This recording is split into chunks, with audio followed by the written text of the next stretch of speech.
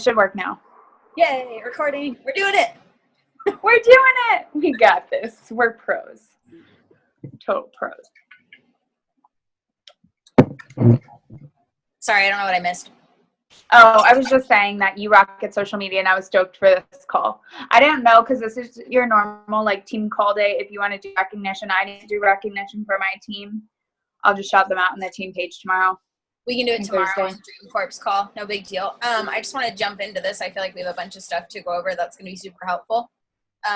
Yeah. We both asked our teams, and we talked about with them basically storytelling, inviting, connecting, post formats. Content. Yeah. Sorry if I interrupted you. No, you're good. I'm just making sure my internet's not cutting out. Madison had asked about Clean Week, and Cait and I were kind of on the same page with promoting Clean Week. We weren't going to promote it as like its own program via social media. It's more like an intro to the whole, pre-challenge pack, but we're both going to offer it if someone can't do the challenge pack up front. So it's going to be like a behind the scenes type promotion. Yeah. It's definitely like something, because you kind of shoot yourself in the foot if you're promoting for Clean Week, because you're only giving them that option. And so it's a really good fallback. So if somebody says no to a challenge back or no to Beachbody on demand or whatever, like Kandace was saying when we were texting, she wouldn't just offer somebody Beachbody on demand and not a challenge pack.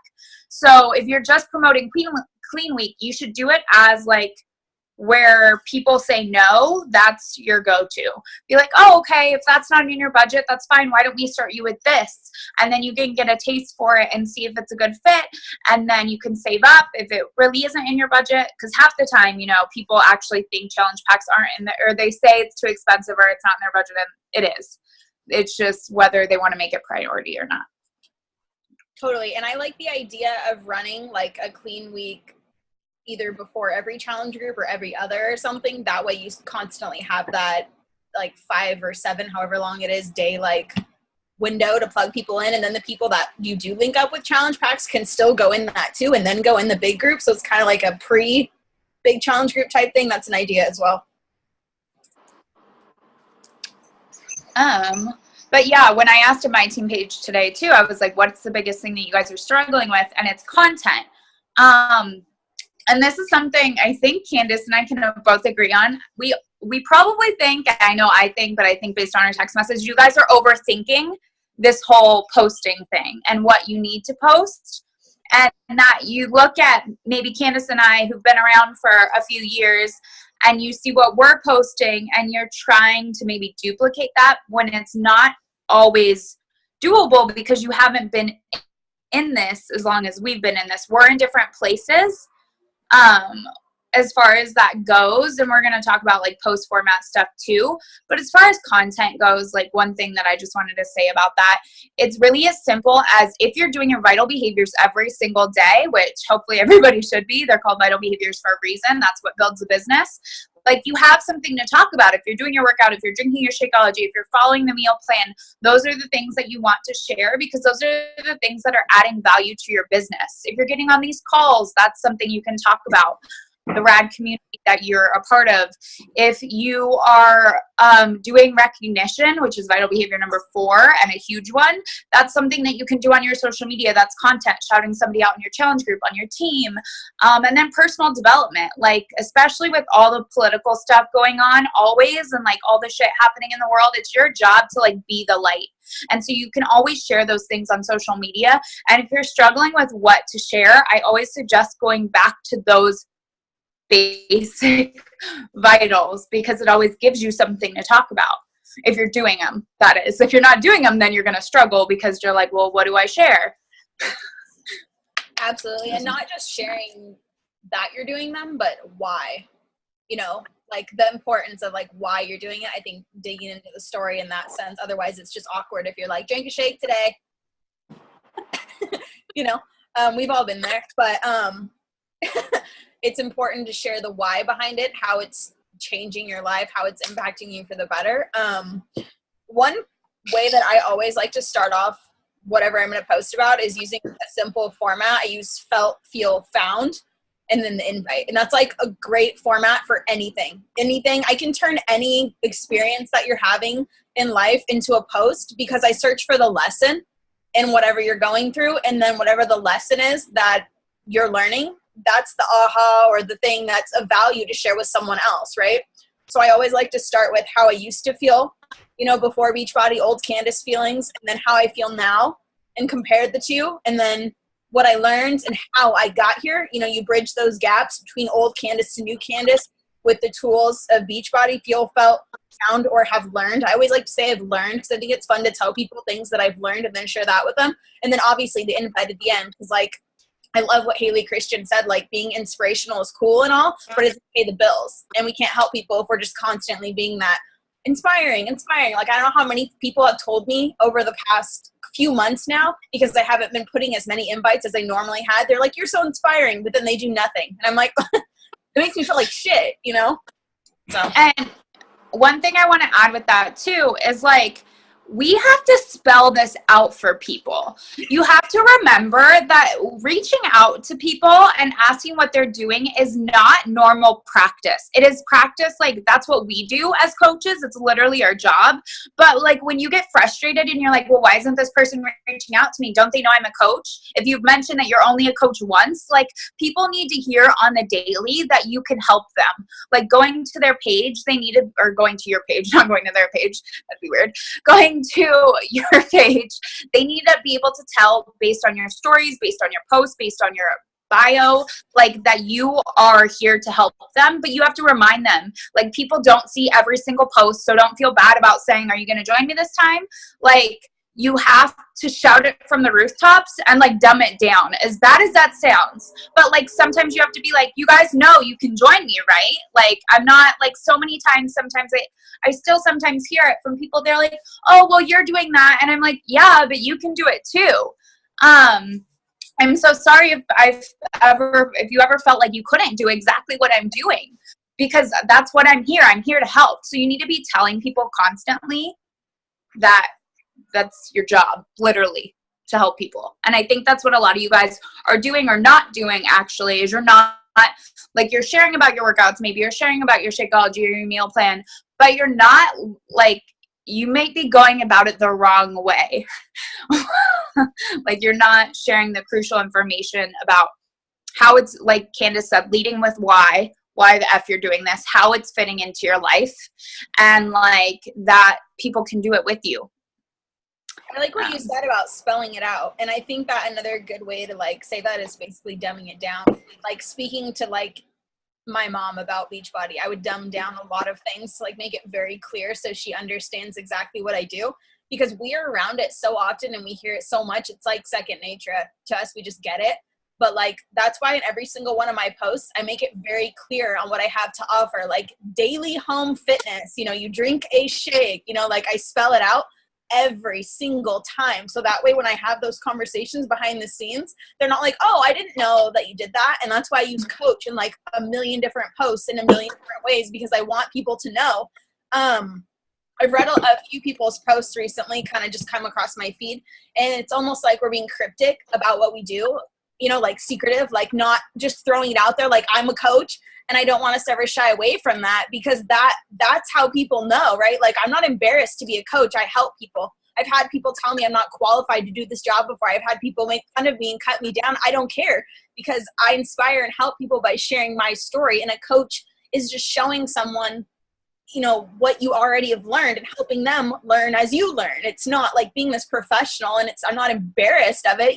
We learn together. And I think that's the cool part. And I think that's what makes this so relatable and doable for anyone, is that we're always learning. I'm not perfect, and then I have all these people who have to, does that make sense? And something with that too, and I definitely did that as a newer coach, because I was I'm just some girl who barely graduated high school. I don't know if everybody from high school knows that I used to do a bunch of drugs, and I was super not fitness oriented. So I didn't actually want to post on Facebook that I was a coach, because I was so fucking worried what everybody else would think. And I think that's where you guys get stuck too. You're so worried about judgment when you're posting and sharing, you're worried about, what if I share this? What if somebody's going to say? Like, I've even thought in the back of my head when I'm friends, because I'm friends with some of my ex-boyfriends on social media. I'm like, oh, I don't want them to see that before picture. And then I'm like, why the fuck do I care? Like, I look awesome now. It doesn't matter. Like, their opinions, I want you to remember, like, those people's opinions, if you're worried about your family, because I've totally pissed off so much of my family. I think Kandace and I, we've had this conversation, how we've pissed off, like, people in our lives based on our posts. But there's a reason why we've been doing this long, and there's a reason why we're successful in it. It's because we're willing to share the things that are uncomfortable to talk about, even if they possibly make other things uncomfortable. But, like, remember, those opinions of other people, they don't build your business, they don't pay your bills. So you have to stop posting and censoring what you're feeling, censoring what you're saying. Like,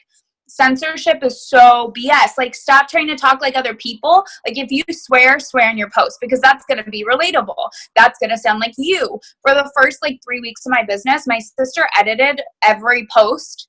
And, like, she was like, you can't swear. It doesn't sound professional. Da, da, da. And I love my sister. I do. But, like, she talks very differently than me, and we view success very differently. And, like, I'm so glad she's not a coach on my team, because I couldn't work with her. But, like, I was like, oh, this is what my posts need to look like or to sound like, because they need to be professional. But I wasn't attracting the people that I wanted to attract, and I felt so stuck and, like, weird. And it's because I was censoring everything that I was actually saying. So you have to stop censoring yourself and stop, like, worrying what other people are going to think about your posts. I love that. Stop censoring yourself. I think that we can all relate that we don't mean to, but sometimes we find ourselves doing that. Just, you know, like what we should say. And anytime I write something and then I'm like, oh, I probably shouldn't say that, I'm like, that means I absolutely should say it. I've learned to, like, get comfortable hitting that barrier of, like, oh, probably shouldn't go out of that. Okay, I'll say it. But those are, like, the things that have gotten me the most traction and the best, you know, whatever in my business, because it's me being 100% me and not caring. But I love that. Stop censoring yourself. I wrote that down because that's a really great reminder. That, which also goes hand in hand with being authentic and genuine. And that's how you're going to reach your people. You guys have to remember, like, you don't want to be Kandace. You don't want to be Cait. You don't want to be an Amy Silverman or a Barbie Decker or Colleen Curtis. You want to be you and sound like you. But you can go, Kandace. Sorry. I want to make a note on storytelling real fast, because I want to share a tip that helped me. In the beginning of my business, I was like, they're like, breadcrumb your story, breadcrumb your story. I'm always like, what does this mean? You know, but because I'm, like, such a writer, so I'm like, okay, let me tell my story. And it's like, way too long. And I'm like, well, this isn't helpful. No one's going to read that. So one day I sat down and I was like, okay, I'm just going to write out my story, like my story. And I just started writing, and I wrote from whenever I could remember last, and I organized it. And it took me, honestly, being honest, about a month to do it, to organize my brain and my thoughts and my story. But once I did that, it helped me pull emotions and memories and really understand where I came from and able to share my story in a breadcrumb format. So I'm not saying it could take you a month. That was just me. But I think it really helps if you're trying to share a message to just sit down and allow yourself to write, not thinking like, oh my God, this has to be a perfect one-go post. Because I don't know how many times I write, like, an entire post and it could be like 4 pages long. And then I just needed to get certain things out that I'm not even going to put out into the public. I just needed to, like, process those feelings. And then I can pull messages out of that and breadcrumb my story through that and relate it back to coaching. You know, old Kandace versus new Kandace, what I learned, bridge the gap, invite, right? Like, it's so simple. And I feel like Cait said, we tend to overcomplicate it. It's not. It's just sharing who you used to be, who you're becoming, or what you've become, what you've experienced along the journey, and how that's changed you in a positive way, and how if anyone else that felt like the old you wants to feel like the new you, you can help them. And that's coaching. And then you invited. And it's so simple.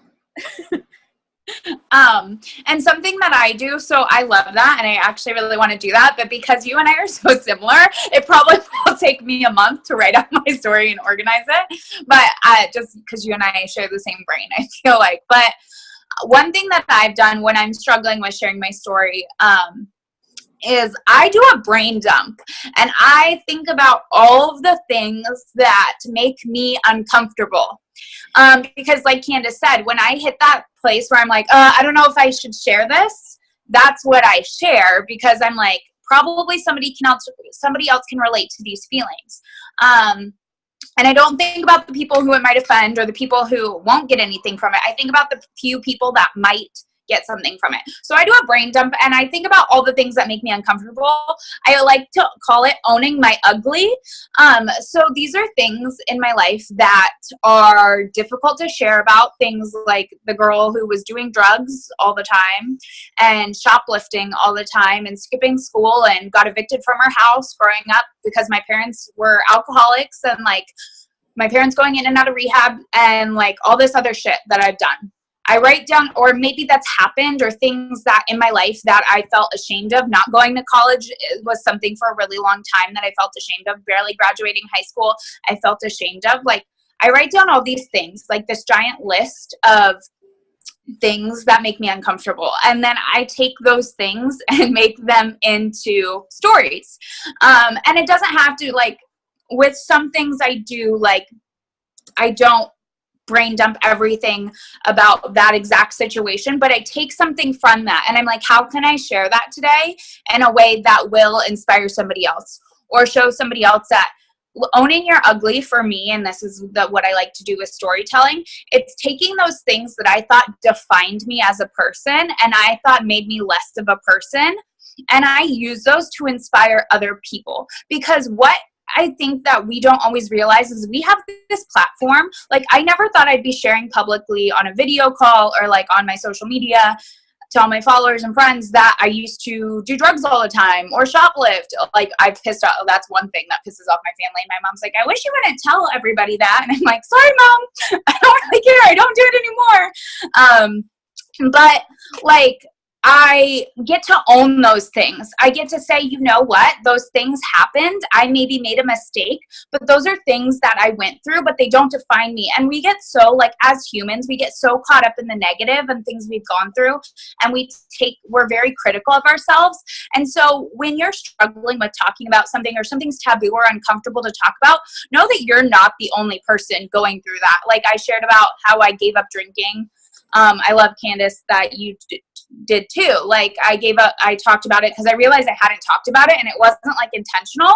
I just like didn't talk about it. So I talked about it the other day, and I got so many DMs and messages from people who were like, thank you so much for sharing about this. Like, I come from a similar background or something of the sort. And it was like, why hadn't I been talking about this? It wasn't even intentional, and it was uncomfortable for me to talk about. And again, like, I piss off my parents anytime I mention. My mom's been sober now for like almost 10 years, but my dad isn't, and so I piss people off all the time. My brother and my sister hate me for those posts. They hate that I've mentioned that I used to live in my dad's car. Like, there's all sorts of things, but those don't. I have to remember, I'm not trying to attract my family into my business, and like, when I'm thinking about that. And so I own those things. I own those taboo, uncomfortable things, and I show people this is where I am. But if it weren't for coaching, I'd probably still be there. Like, I was going down that path. So I think that's something really important to remember when you're sharing your story. Like Kandace said, you don't have to share everything all at once in one post, but you can like breadcrumb it or brain dump different parts of it and share that in chunks, and how that through health and fitness, like, it's changed every area of your life, including this one. I like what you said about owning your ugly. I like the also making your mess your message. I feel like we live in a society where searching for the word, my brain is like, personal issues or privacy or whatever is like really encouraged because we like to cultivate shame. And I don't agree with that. If I could like not have any personal issues, you know, like, because I like to share everything. I'm totally an open book, and I know Cait is too. And it's freeing. It feels good to be able to own, like, and I've, just like she said, I've had so much kickback from my family. My mom hates when I share certain things.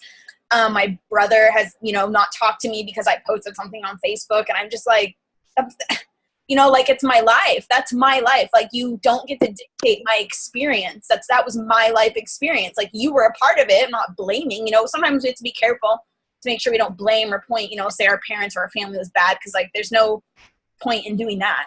But I don't like keeping secrets. It cultivates shame, and I don't like shame. Shame makes us feel like shit. I think everything should be out in the open, and we shouldn't hide these things that, like Cait said, we think or used to think define us. And by sharing them, we're giving other people permission to share theirs, which is freeing them of all that weight that they've held down and all that shame that they've kept in for so long. And in my opinion, that is powerful, because if my coach didn't share that shit when I was getting into this business and learning about all of her stuff, I would feel like there's something wrong with me, right? Like, I'm sure we can all relate with that, if, you know, you guys know what I'm saying. But,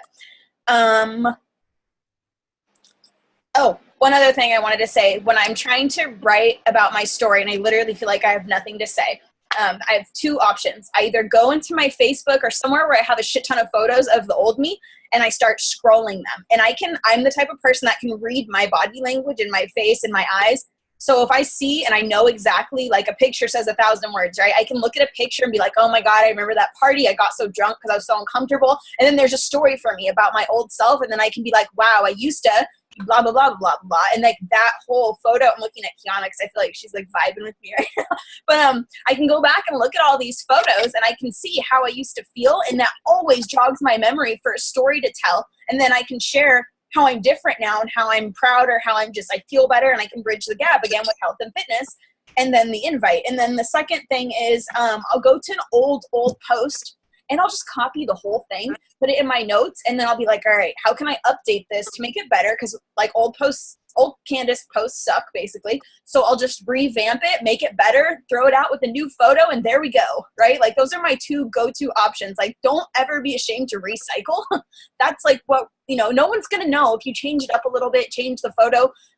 The chances of the same person reading the exact same and being like, oh my God, she already posted parts of this, no one's going to think that. So like, I do it all the time. So yeah, it's very helpful.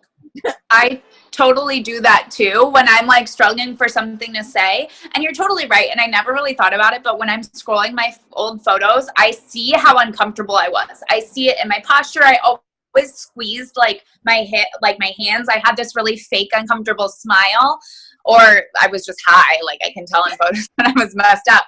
But you can, and that is something to talk about, because as women, like that's a huge thing that's relatable for people, is like not liking their picture taken, like, or not liking the way they look in photos or in clothing or something like that. Something that somebody can always relate to.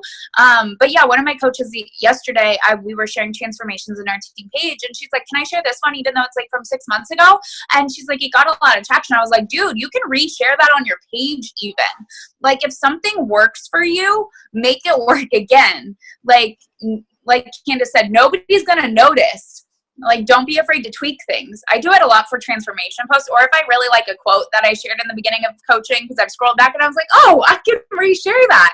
Nobody's going to remember from 2 years ago, 3 years ago, what I posted. I remember you reshared a picture of you with a passport, and it wasn't even like, it was an older one, and no one knew. It got so much attention, and I was just like, that is genius. That's so funny. And I recently, the first, when I got my passport because of Beachbody, and when I went on my second all expenses paid trip, I did the same thing. I was like, look, I'm using my passport. I remember I got it because of coaching and da da da da. But yeah, people don't realize, like now I change my hair more. So I'm like, okay, people may notice things, but you can throw like a throwback Thursday or something on there. Like you always have something to talk about as far as like content.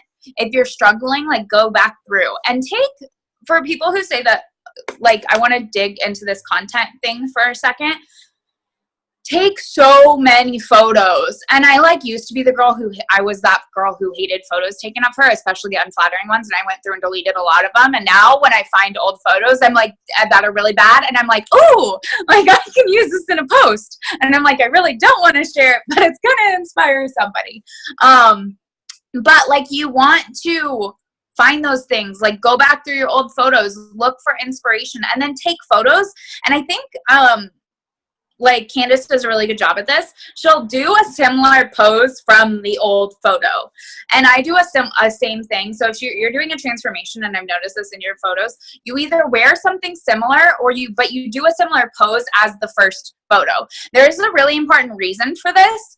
It is because it catches people's attention. Visually appealing is very important for your post, so people actually stop their scroll and see what you're doing.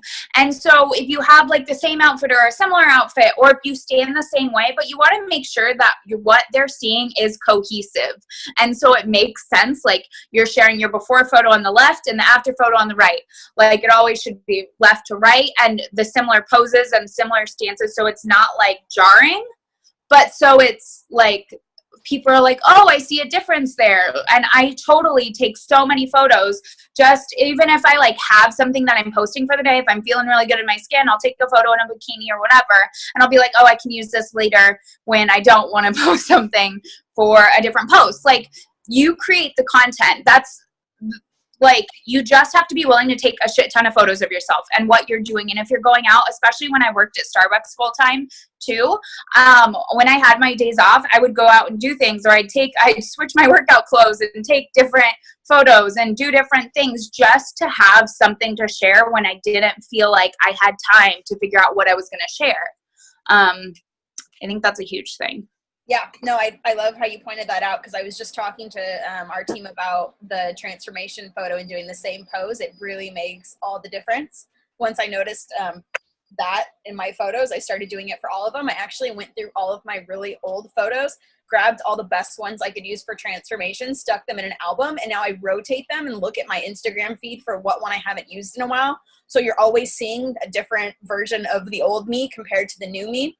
And like she said, if there's a day that I do my makeup and my hair, you bet your ass I take a shit ton of photos. So what I do, I will literally wear 5 different shirts in an hour just to take different photos. I'll go outside, take photos. I'll go in the bedroom, take photos. I'll go, over here, take photos. I'll take a photo with my shake. I'll put lipstick on, take a photo, and I'll change my outfit every single time. So I have shit for like the next 5 days, or on that day when I'm just like, messy bun and half my makeup smudged off and I'm like eating peanut butter on the couch. I'm like, man, I don't want to post today. I'm not going to take a picture of this. I'll have all those photos to choose from and be like, oh, I'm so glad I took these. But if I'm going out also anywhere on an adventure, I take multiple outfits as well, just like Cait said, because I don't want to have to work harder than I have to, you guys. And how easy is it to be out somewhere when you see 5 different backgrounds? You're like, there's a tree, there's a brick wall, there's a graffiti wall, there's the grass. All right, that's like 5 different photos I could do. Let me just throw on 4 different shirts and move around a little bit and change the pose, right? And no one would know. People don't know unless we tell them. Like, they know what we see. And it's just for it to be aesthetically pleasing to catch eyes. It's not because we're trying to lie or be fake, but it's social media and it's marketing and it's sharing us. Albums. I wrote down albums. I want to say something about albums. I think I already did it. That I save all my transformation photos. On the iPhone, how you can favorite things, like the heart button. I heart all those. So when I go into my phone, I can find them super easy. And then I'm like, okay, I need to do that pose. All right, I need to sit down because I want to use that one. Oh, I need to stand up and put my left arm up because I want to do that one. And then I go through and make sure it looks, like she said, cohesive or whatever. So I have a folder. We are the same person. I have a folder in my phone that I put, and I say before photos for transformations. And it has like my old photos that I go back, and it also has when I'm in a challenge and I'm sharing like my results. I have my before photos from there too, so I can always share those in my progress photos. Like, it is very important to have those things on hand, because if you're not, you're just making it harder for yourself. And I do the same exact thing. If you're on my team and you've been out with me, you probably know I always have like a sweatshirt or something that I can change into, or I'm always putting on lipstick or doing lipstick makes a whole different look. But like, you want to show people things that are visually appealing and that'll catch people's attention. What a lot of people don't realize, I take a lot of selfies in front of my front door. Literally, my front door is like my wooden wall. If you follow me on Instagram or Facebook and you ever see a selfie, it's my front door. My neighbors probably think I'm lunatic because I'm always taking selfies in front of it, but it has good lighting. And so natural lighting is really important. Or I know, Kandace, you in the trailer, you don't always have the best lighting, so you have a diva light and it looks really good. I replaced, I was just telling, I don't remember who I was telling, but I replaced all the lights in my home with white LEDs. So we took out every single bulb, and it does make a difference if I have to take night photos, which I try not to. It's still not as like harsh on my feed as it would be if it was like an orange. It'd be like everything was bright and then orange, you know, I'm talking about, like, and they're not that expensive.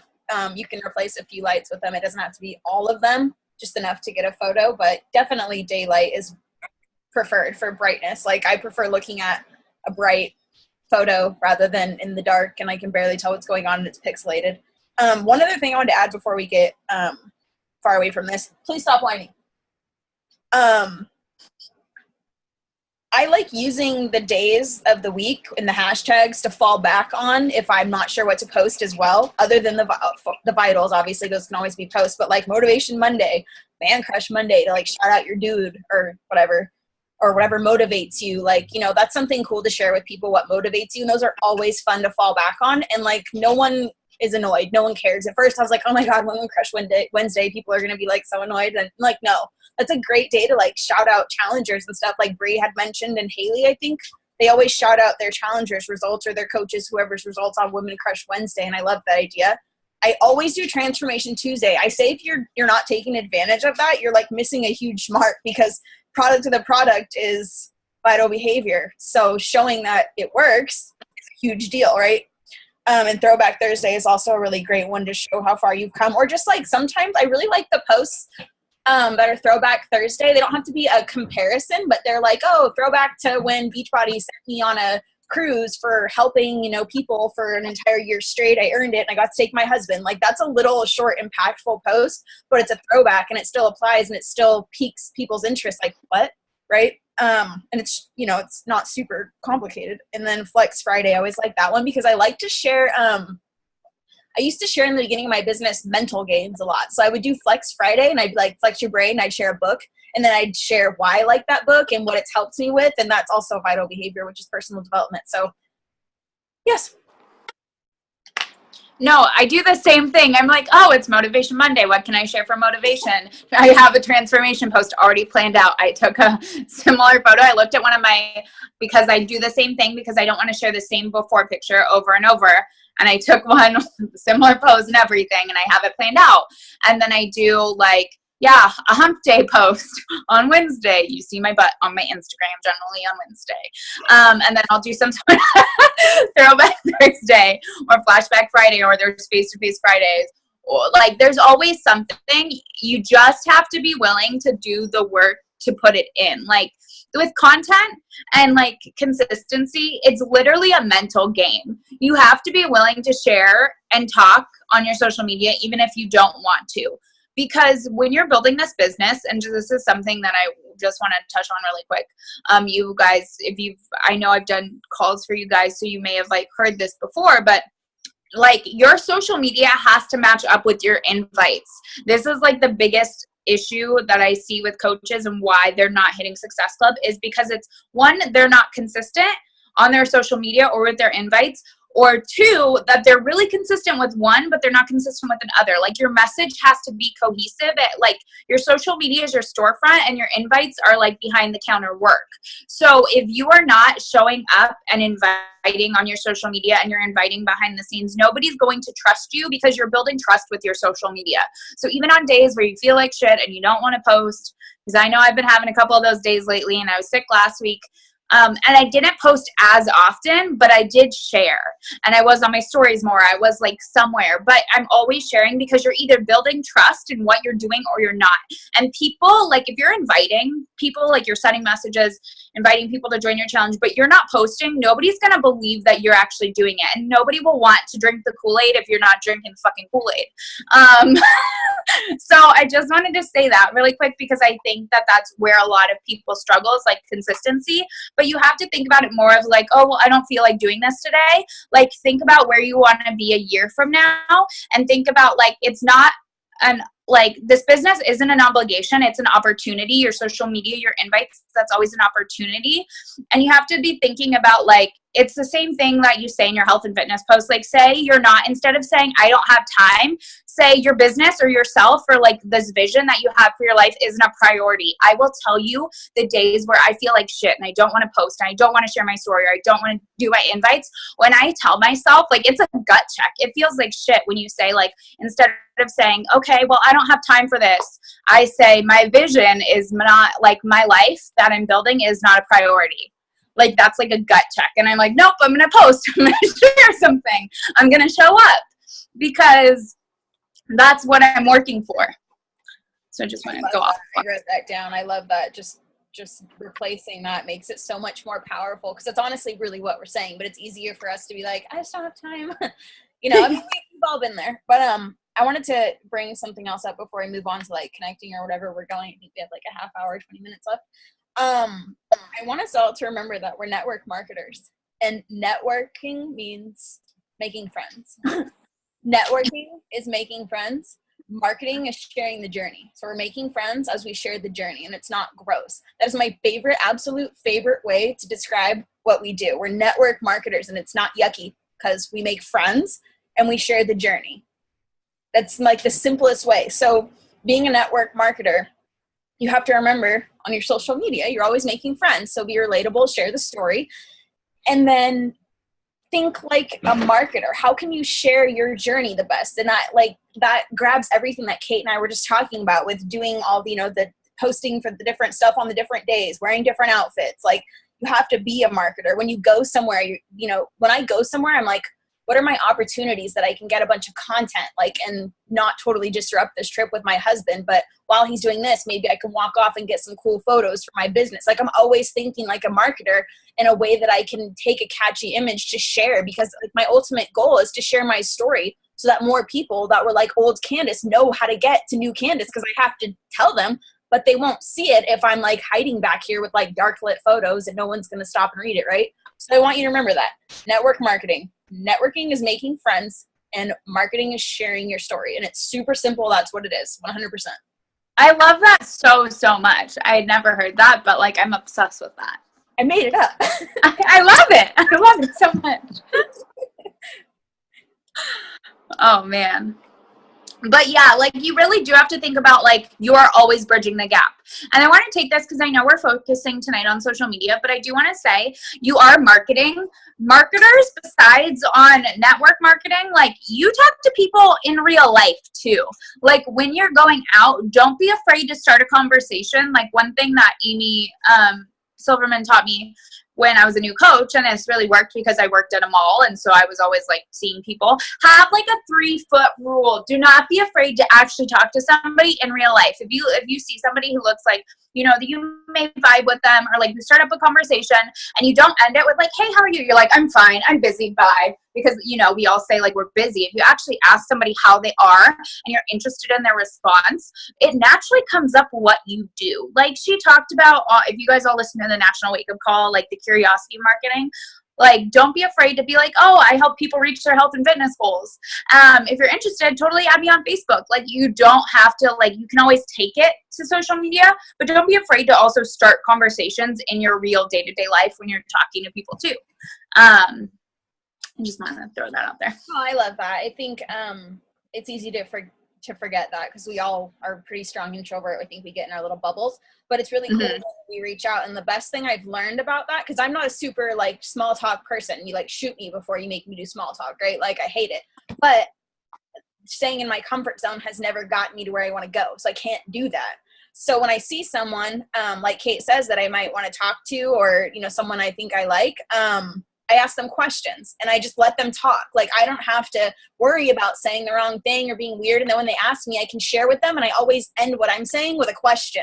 And it just keeps them talking, and that takes all the pressure off me. People like to talk about themselves, most people, you know, so like that's worked for me. And no matter what, I'm smiling. So I don't look like I'm like dying, you know, I'm smiling because that's friendly, right? And it's cool because then when you want to like make the connection with them, you don't know where that's going to go, but people are put in your path, on your path for a reason. Like, the universe brings us together for a reason. It's not by accident that you ran into that girl that looks like your tribe. That's not by accident. I don't believe in coincidences, right? Everything happens as it should. Like, people are put there for a reason to teach us something, help us grow, one, you know, whatever.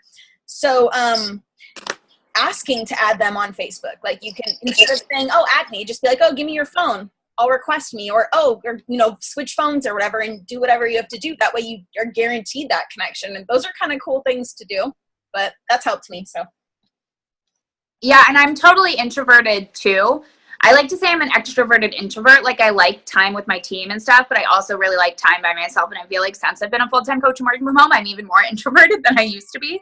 And I have to force myself to like leave the house. And sometimes it's hard to start those conversations, but I don't believe in coincidences either. And I believe you either like, you have to think of every chance as an opportunity. And remember, like I'm sure you've heard over and over, you never want to keep somebody else's destiny trapped in your mouth. So never like be afraid to make that conversation, because if you think like, what if, like you never know what they could do with this business and how it could help change their life, whether it's on a fitness level or financial level. This kind of leads into connecting, right? Like, because we're posting, we're sharing our story, or being authentic and genuine to ourselves. And then we're talking to people and asking them questions, which is basically what we do when we're connecting as coaches. We get out there and we find people that we think that we would like, and we ask them questions until we find a common denominator between the two of us. And then it goes off from there, right? I know a lot of my coaches had mentioned that they have trouble with the connecting part. And I feel like that's all I did. Like literally 90% of my business for the first year straight was connected with people for one sole purpose. And that was to get my face out. Two purposes: to get my face seen by a shit ton of people, because you never know who's going to see you by one comment on one person's grandma's husband's thing. You don't know. And to plant seeds. So those are the reasons, to make friends, obviously. But that's why I was connecting. I wasn't connecting to sell a challenge pack. And I think maybe that's where we lose sight of what we should be gaining from connecting. And I think we should go into it with no expectations other than to make new friends and to plant seeds and to put our faces out there, and obviously to raise Facebook affinity. And for those of you who are like, what the F is that? That just means that Facebook will show your posts to more people. The more people shit you comment on, the more Facebook will show your posts to more people. So, and one thing, one little tip that I kind of have for that too, because I think that I've also seen coaches use and I've done this, and this is the only reason I can say it, because I've seen people do it and I've been guilty of it. I'm like, oh, I'm connecting, and I'm fucking scrolling on Instagram and scrolling on my Facebook feed. That is not working. That is not connecting. That is scrolling on your Facebook or Instagram feed. To be like productive with it, what you can do is you can actually create interest groups that only you can see. And what I like to do is, because I add new people on Facebook every day, and I like to do each month, I like to create like an interest group for that month. I'll be like September contacts or September new Facebook friends, and I'll add their like face or their name or whatever. And then you can go to that interest group that, again, only you see, and you see the entire, like their feed. You just see those people's feeds. So you can go through and like and comment on it. So you are showing up in their feed, because like, Kandace said, you do like, in order to get your stuff seen, you have to be willing to comment and like on other people's stuff too. They're going to see your stuff more if you're liking and commenting on theirs. And again, people like attention. You have to remember, social media is literally to start conversations. Like, it's not like, don't be like, okay, I made this invite post, where are all my people? They all should be coming to me. I made this awesome post. You have to bridge the gap. We keep talking about bridging the gap, but like, you have to start the conversation. It is literally like our job to do that, but you have to be willing to start that conversation, whether it's like, oh my gosh, girl, I love your shoes. I was trying to think of something, and then I was going to say, I love what restaurant you went to, but that didn't really make sense. Or, oh my gosh, that just looks so good. What restaurant did you go to? Or I love those pictures, or I love that view. I'm being really awkward. There, we know what we're doing. But like, oh, where's that hike? That trail looks really cool, or something. Or what trail is that? That hike looks really cool. Just something to like start a conversation with people. Because people, you have to remember, people literally are on social media to get attention. Like, and when you like their stuff, if you go through and like multiple posts and like comment on their stuff, they'll be like, who is this Kandace chick who's like blowing up my feed? And that's why it's important to be consistent. So when they go and look at you because you're stalking them a little bit, not like hardcore, like level 5 stalker where you go through and you see somebody who likes like 30 of your photos. You want to like 3 to 5, comment on 2, ask a question or compliment them, make them feel really awesome, but not be totally stalkerish. And then they generally go back because they're like, who's this person who's creeping on me? Stalker level 2, not 5. Mm-hmm. That's funny. No, I love that.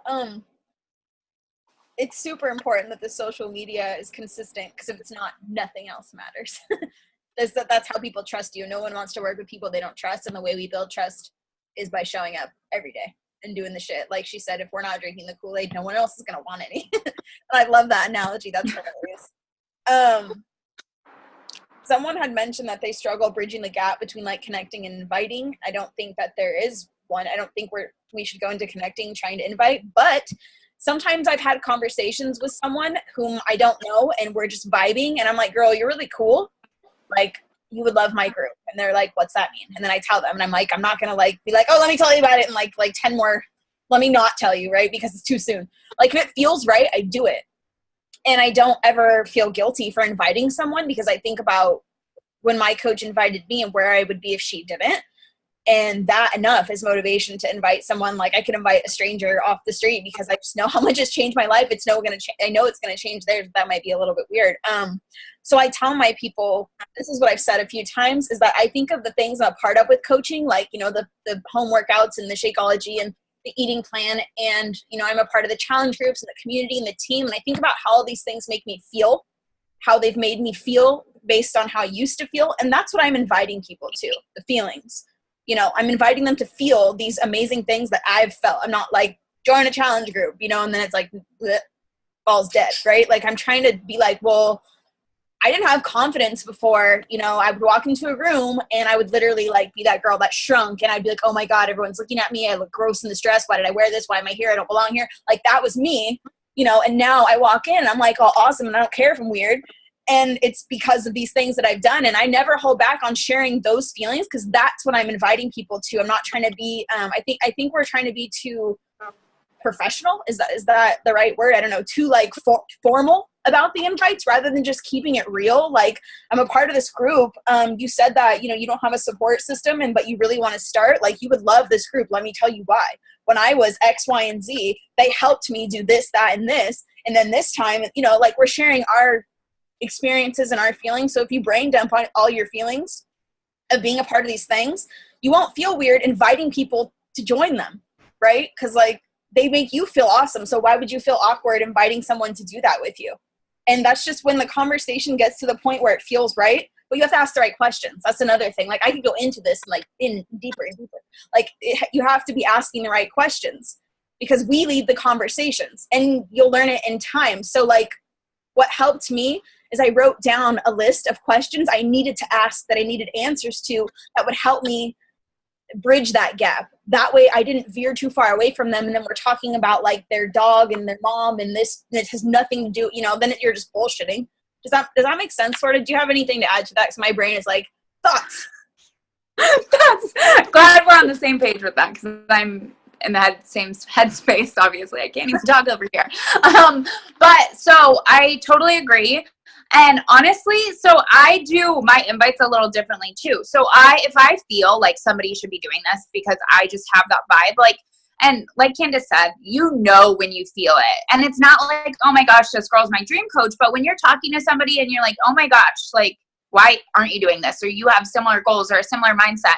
But especially for my invites, because obviously this is something, if you want to hit Success Club, and I mean, we have 4 days left in the month. So hopefully those of you who aren't in Success Club, you are sharing consistently on social media, or you would just have to bust your ass the next 4 days. Like, I've made little plug for Success Club, like, make it happen. I've fucking done it in a day. I've done it in 6 hours, especially my first year of coaching. Like, I was not consistently like nailing it at the beginning of the month every month. And so like, you can make it happen. You just have to be willing to do the work, and hopefully you're sharing like a shit ton on your social media. So what I do for my actual invites, because I don't consider new conversations invites, and this may be different, like, and I kind of said this to my coaches the other day, So if you're on my team, you may have heard this recently. I do not consider, though, like an invite, like if you consider posting, so posting is soft invites. Can I just, like, posting is soft invites. That is not like bridging the gap. For me, like, it is bridging the gap, but like a different version of bridging the gap is like when you take it from a post to a message. Like, because remember, it isn't normal for people to reach out and be like, hey, I want to join you. Like, that isn't normal for them. So it's your job to bridge that gap. So what I like to do for my actual invites and what I consider like my hard invites is it's not starting new conversations or friending new people, because I really fucking sucked at this for the first like 2.5 years of coaching. Like, I was terrified of inviting people. I thought I was going to offend somebody, or I was just really awkward about it, or like, I don't even know. And I didn't do it consistently. But this is a way that's really worked for me. So what I do is when I do my invite post, I use the people who like my post to invite them, because they're obviously looking at it. They're seeing it. It's not a cold invite because they have liked my photo, whether they're just scrolling and like it, or they have some sort of interest, but they are scared to reach out because it isn't normal, and because they don't know, or because they don't feel like they can attain that. You know, like, people, it's really scary for people to reach out. I remember I almost reached out to Amy like 7 or 8 times. Like, I started that email 7 or 8 times before I finally like hit send, and then I hit it.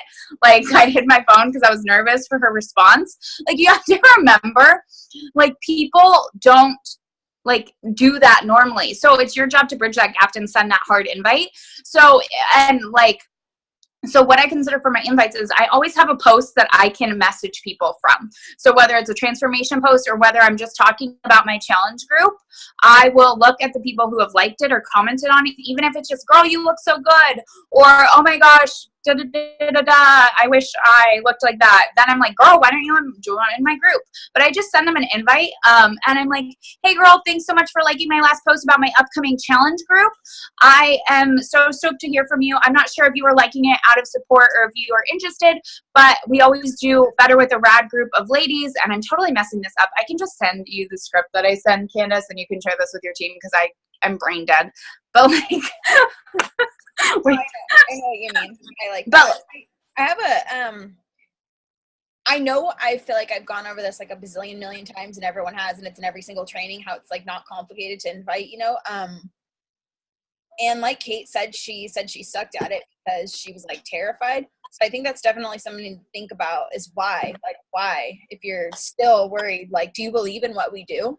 I feel like it's important to like understand what we do as coaches and how we help people. And I think it's an important question to ask yourself if you still feel uncomfortable about it. Like, do you really believe in what we do and what we stand for in our teams and, you know, our mission to help people? Like, do you really believe in that? Because I wholeheartedly do. I've invited my dad, like, I formed him and told him how the market would be great because there aren't 50-year-old men doing this and he could totally slay it. You know what I mean? Like, because I wholeheartedly believe in what we do. Like, I invite everyone because I know I'm like, think it's crazy everyone doesn't do this.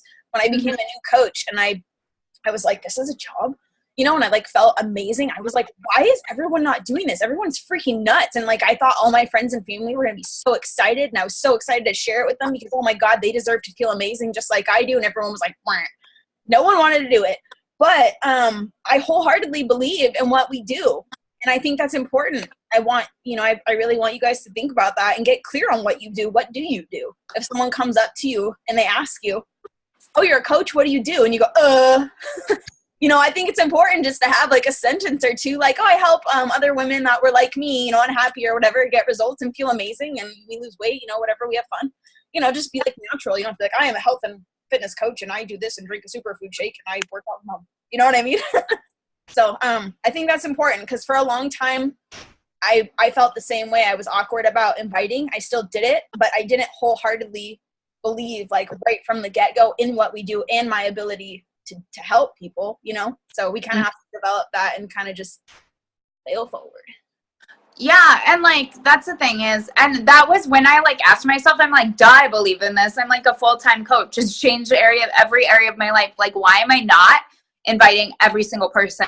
Why am I being weird about it? Why am I making it weird? Why am I worried about rejection? Because you know you're going to hear no.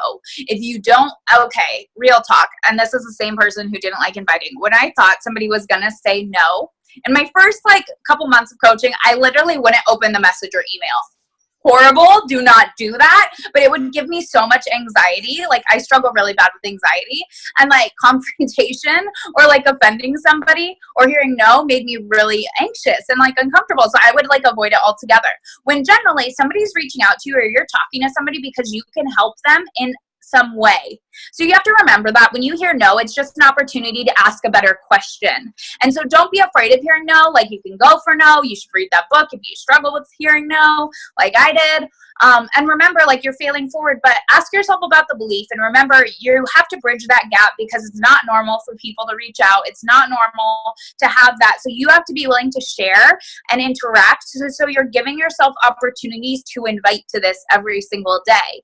And a big question that I get from people is like, oh, a lot of the times when I send those messages, I do it a lot on Instagram because my Instagram gets way more traction than my Facebook. I'm not like Kandace, and I don't get as many likes on my Facebook posts as you do.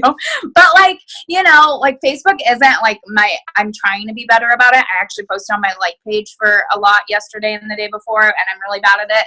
I just like, I'm not super consistent. I'm not the best, but I'm just being real, and I'm getting better at it. I am. And so I go through my people who like it on Instagram, and then a lot of the times people see it and they don't answer it, just like anything else. And then some people don't read it at all, and a lot of people say no, but thank you anyways. Or they say, yeah, I've actually been dying too, but I've been really nervous. I'm super flattered that you reached out to me. You look amazing. Or does this cost money? And I'm like, hey, let's talk about your goals and we can see if this is a good fit, and I'll get you all the deets. Like, remember what Kandace said about being in control. You are the coach. Do not let people take that away from you in the conversation. Remember, if you're inviting I don't care if they reached out to you or you reached out to them, you are still in control of the conversation. So if somebody asks you the cost, I always revert back to the scripts. And so I use a three-step script. And so I always revert. I'm like, oh my gosh, I will get you all the details if this all sounds good to you, but answer these questions first, and then I'll get that to you. And they're like, oh, I'm so worried about the cost. And then when I do finally tell them, and I'm like, oh my gosh, girl, I know that you're skeptical or that you're worried about the cost. But just so you know, you do get a money back guarantee. You can always become a coach if you want to earn back your investment. Like, but this really is only like $4 a day. And then I tell them it's $160 and they get all this. And if they're in, like, but you have to remember, you are in control. I always revert back to my scripts, whether somebody's reaching out to me, whether I'm reaching out to them, no matter if I've known them for 20 years, I'm 25, so probably haven't known somebody. I don't know that many people that I've known since I was 5. But like, if I've known them since elementary school or high school, I just always revert back to the scripts. I'll even do it, like, if you struggle with that and you're worried about like not sounding like yourself, I do it in a voice message if I'm on Facebook. And lately, like, my email's finally getting more traction again, but my email was like weird. I wasn't getting responses from people, and people were saying my emails weren't going to them. So I've been getting people more to Facebook. I'm like, oh, are you on Facebook? Let me send you the deets. I'll send a lot of the scripts in a voice message, which only like 1/10 of the time weirds somebody out. Most of the time they think it's really awesome. I've only weirded like a few people out, and I was told the other day that my message weirded somebody out. But you know, like, you have to be willing to like add that personal touch to it if you're worried about the scripts and sounding like a robot and being weird. Scripts are there for a reason, to help you not word vomit and to get the right information and give the right information to properly recommend a program for somebody. So if you're struggling with like not sounding like yourself, do it in a voice message, because that's going to freaking sound like you, because you're going to have you have your own characteristics and how you talk. I like that. I never thought that. I know the scripts by heart because I use them all the time. I could totally like the whole thing. Mm-hmm. It's funny. What did they say? That it was weird just because it sounded too weird?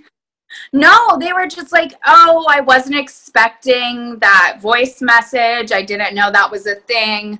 That kind of like weirded me out because I've never heard your voice before. I've just followed you for a while. And I was like, but if you followed me for a while, you probably watched my stories. Like, I don't know. Whatever. But I just like laughed. I like laughed, and I was like, oh, okay, well, I guess I won't be sending you voice messages again. No, I definitely like that. I think that's important too. I've sent a few voice memos and people are like, oh my God, I love hearing you. Like, cool. Mm-hmm. Weird. But then I can't go back through and see what I've already talked about unless I listen to them all. So I'm like, yeah, that's the only like downfall. So I don't know. But yeah, we didn't get to a couple of things, but I think we covered a lot, and it's already been like an hour. I think it's probably late for the Eastern time people. East Coast people. But do you have anything else? Any last words? Any last words? I mean, no, I could talk on and on forever, and we can always do another one of these calls. It could be like a 2-part series because I know you and I both have way more we could talk about. Yeah, it definitely helps bouncing ideas back and forth off of you to kind of sort out my thoughts. You and I are basically the same person. We share a brain, so. We really are. But thank you guys so much for jumping on the call. I know it was a longer one, but we really appreciate you taking the time to learn. And like the biggest thing, I've been saying this a lot to my team, so this is going to sound repetitive, but don't just get off this call and do nothing. Like, that is my biggest pet peeve ever. I hate people who just watch. And I don't hate you. I just like hate I dislike your inaction. I'm not going to use the word hate. I think that's a harsh word. I'll use the word dislike. I dislike the inaction because we are giving you all the tools. You are on this call for a reason because you want to build this business at some level. So just do the damn thing. Like, we gave you all these tools, all these things. Take what you learned and do them. It's that simple. And then you'll hit Success Club and you're going to be awesome. And you'll be hosting these calls for us too. And you don't have to feel overwhelmed. If there were like 2 things that really stood out to you, just implement those 2 things. If there was one thing, implement it. You don't have to be like, oh my God, I have to do all this shit now.